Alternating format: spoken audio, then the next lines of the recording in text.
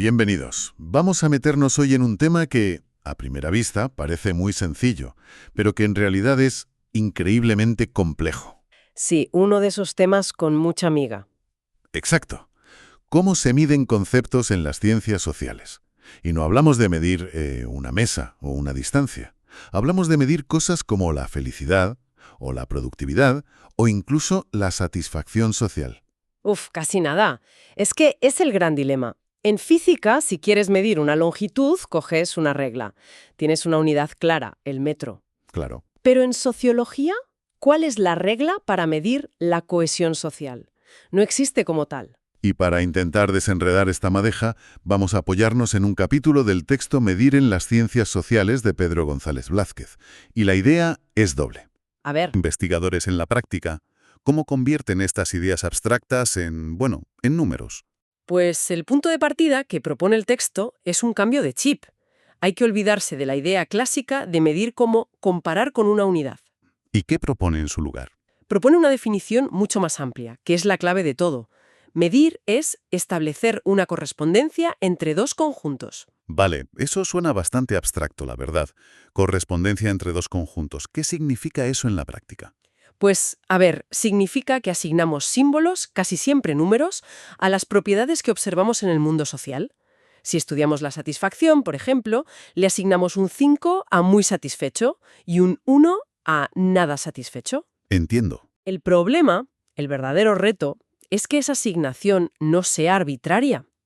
Y aquí el texto introduce una palabra clave: isomorfismo. Isomorfismo. Suena a concepto de química casi. Un poco, sí, pero la idea es bastante intuitiva. Piénsalo como si estuvieras dibujando un mapa. Vale. Si en la realidad la ciudad A está al doble de lejos de la C que la ciudad D, pues esa misma relación tiene que mantenerse en tu mapa. Las proporciones en el papel deben reflejar las proporciones en el terreno. Ya veo. Eso es isomorfismo.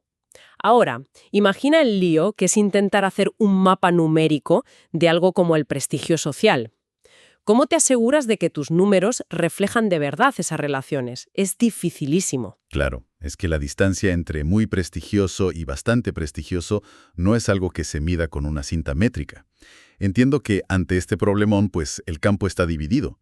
El texto habla de tres posturas muy claras. Sí, y son casi opuestas.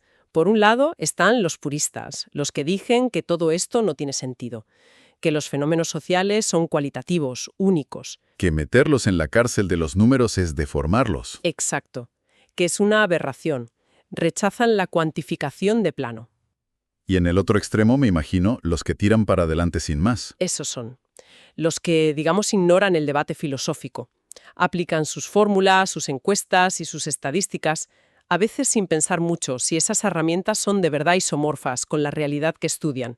Simplemente funcionan a nivel práctico. Y supongo que en medio hay una tercera vía, que es donde se coloca el autor. Correcto. Es la postura más pragmática, la de quienes entienden perfectamente que estas mediciones son relativas, imperfectas, que están llenas de decisiones. Saben que una escala de felicidad no es un termómetro. Exacto. Pero aún así la usan porque es una herramienta súper útil. Aunque sea una medición indirecta y a menudo imprecisa, es lo que nos permite ir más allá de la anécdota. Nos ayuda a comparar grupos, a ver tendencias, a contrastar hipótesis. Un mal necesario, por así decirlo. Se podría ver así, sí. De acuerdo. Pues vamos a quedarnos en esa tercera vía. Aceptamos que medir es útil, aunque sea imperfecto. Pero sigo con la duda principal. ¿Cómo se hace? ¿Cómo pasas de una idea como felicidad a un número en un informe? El proceso que se describe es muy metódico, casi como una cadena de montaje. El primer paso es pasar de la noción al concepto. Domesticar a la bestia. Algo así. Una noción es la idea vaga, gigante. Felicidad, calidad de vida. Es inabarcable. Lo que se hace es acotarla, definirla de una manera operativa para esa investigación en concreto. Se pierde poesía, seguro, pero se gana precisión. Vale, definimos qué es felicidad para nuestro estudio. ¿Y luego qué? Todavía no podemos medir. El concepto sigue siendo demasiado grande. El siguiente paso es descomponerlo en sus dimensiones. Dimensiones. Son las facetas o aspectos importantes de ese concepto. Para seguir con el ejemplo de la felicidad, el texto propone, a modo de ejercicio, 4 dimensiones posibles. A ver.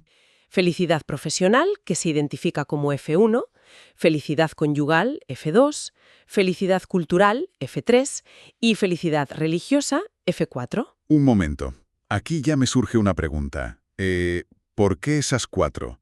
¿Quién decide eso? Profesional, conyugal, cultural y religiosa.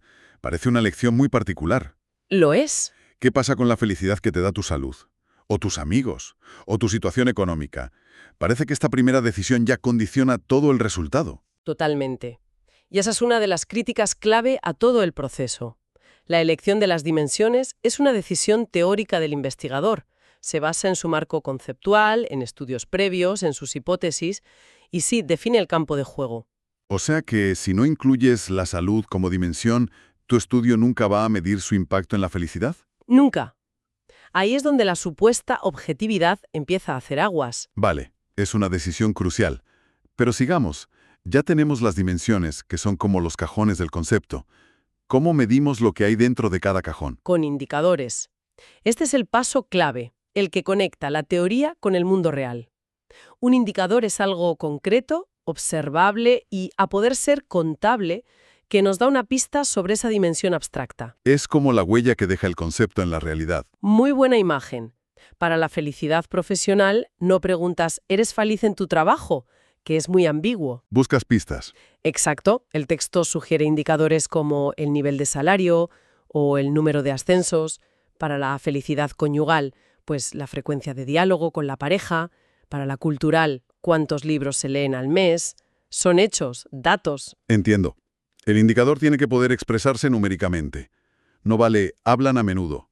Necesitas hablan una media de X minutos al día. Precisamente, el texto lo define así. Un indicador social es una medida estadística de un concepto, basada en una teoría, que sirve para describir un aspecto de la sociedad. Y tiene que cumplir esas dos condiciones: relación lógica con el concepto y expresión numérica. Y aquí el texto pone un ejemplo que me parece genial para ver la relatividad de todo esto. El número de aparatos de TV por cada 10.000 habitantes, como indicador objetivo de bienestar. Es un ejemplo fantástico. El dato en sí, el número de teles, es objetivo. Las puedes contar. Pero su significado como indicador de bienestar depende totalmente del contexto. Claro. En los años 70, tener muchas teles podía ser un buen indicador de prosperidad. Hoy, en ciertos círculos, se podría argumentar que no tener televisión y dedicar tiempo a leer es un símbolo de mayor bienestar. Los indicadores envejecen. Lo que era un indicador de bienestar se convierte casi en lo contrario. Fascinante. Y con esto llegamos al final de la cadena, ¿no? Al producto final. Al último eslabón. Los índices. Un índice es simplemente una medida resumen que se construye combinando varios indicadores. Se suelen ponderar, se les da un peso distinto y se agrupan en una única cifra. Es el número que luego sale en los titulares. El índice de confianza del consumidor sube un 2%. Ese mismo. Para que no quede tan abstracto, el texto nos da un ejemplo muy concreto de cómo se cocina un índice, el de productividad de los investigadores científicos. Sí, es un caso de estudio perfecto. Las dimensiones son las publicaciones y los años productivos. Y para la dimensión publicaciones se crea toda una serie de indicadores con pesos diferentes. No todo vale lo mismo. Ahí está la clave. Publicar un artículo en una revista local en español, según este modelo, te da 0,10 puntos. Si es en otro idioma, sube a 0,15. Pero si publicas un libro tú sola, te llevas 0,50. Es una jerarquía de valor convertida en números. Y con eso se aplica la fórmula. Sumas todos los puntos de tus publicaciones ponderadas y lo divides por los años que han pasado desde que acabaste la carrera. El resultado es un número. Tu índice de productividad. ¿Este sistema un científico que publica un libro revolucionario que cambia su campo? Que son 0,50 puntos. Sí. Podría ser igual de productivo que otro que publica 5 artículos mediocres en español. 5 por 0,10, 0,50. Has dado en el clavo. El sistema parece incentivar la cantidad sobre la calidad, que es una de las grandes polémicas en el mundo académico. Exacto. Ese índice, que parece tan objetivo, tan numérico, en realidad esconde toda una filosofía sobre qué es ser productivo. Al elegir esos pesos, se está promoviendo un tipo de comportamiento. No es una herramienta neutra, modela la realidad. Y hay otro ejemplo buenísimo, el índice de satisfacción con la posición social. Aquí se parte de una encuesta. Sí. Se pregunta a un colectivo de científicos cómo de satisfechos están con su posición social en España. Las respuestas son palabras: muy satisfecho, bastante, regular, poco, etc. Y aquí viene el truco de magia, convertir esas palabras en números. El investigador decide, otra vez, una ponderación. A muy satisfecho le da un 4, a bastante un 3, y así hasta muy poco, que es un 0. Y de nuevo se aplica una fórmula. Multiplicas el porcentaje de gente que dio cada respuesta por el peso asignado, sumas todo y lo divides por un número para que el resultado final quede en una escala de 0 a 1. Y ya está. Tienes un solo número que supuestamente resume la satisfacción de todo un colectivo. ¿Ya lo tienes? Pero volvemos a lo de antes. La decisión de que la distancia entre muy satisfecho y bastante satisfecho sea de exactamente un punto es una suposición del investigador. Claro. Quizá para la gente el salto de poco a regular es mucho más grande que el de bastante a muy. Estamos imponiendo una lógica numérica a una realidad psicológica que igual funciona de otra manera. Exactamente. Todo este andamiaje, que busca ser riguroso, está construido sobre decisiones teóricas que son, bueno, defendibles, pero también cuestionables. ¿Qué dimensiones eliges? ¿Qué indicadores? ¿Qué pesos les das? Cambies una de esas decisiones y el número final cambia. Por completo. Bien, vamos a recapitular, que hemos cubierto mucho terreno.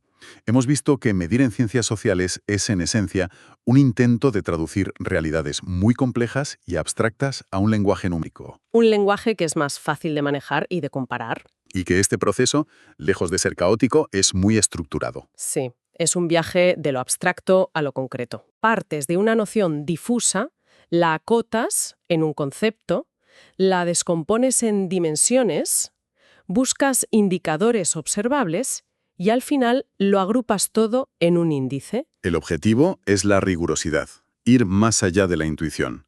Pero la gran lección, para mí, es que no existe la medición neutra o perfecta. Detrás de cada número hay una teoría y un montón de decisiones. Así es. No obtenemos una fotografía perfecta de la realidad. Lo que obtenemos es un modelo, una representación construida que nos sirve para entenderla. Y la calidad de ese modelo depende de la solidez de todas esas decisiones que se han tomado. Es una herramienta poderosa, pero hay que ser siempre consciente de cómo se ha construido. Para no caer en la trampa de pensar que el número es la realidad. El texto que hemos visto está lleno de ejemplos de esta construcción. Hay tablas que muestran cómo se crean escalas para medir el prestigio de las profesiones, pidiendo a la gente que ordene una lista.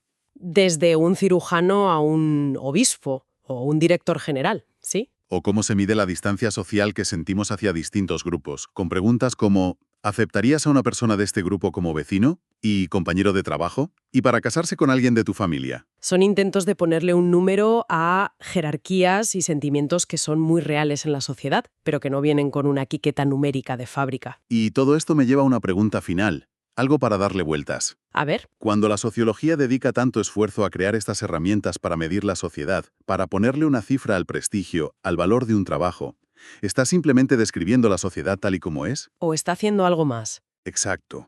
¿O está también, de forma inevitable, reforzando e influyendo en la manera en que todos pensamos sobre esos conceptos, al crear y publicar una escala de prestigio de las profesiones? ¿No estamos, en cierto modo, solidificando esa misma jerarquía? Justo eso. ¿No acabamos validando aquello que en principio solo queríamos medir? Es algo en lo que pensar.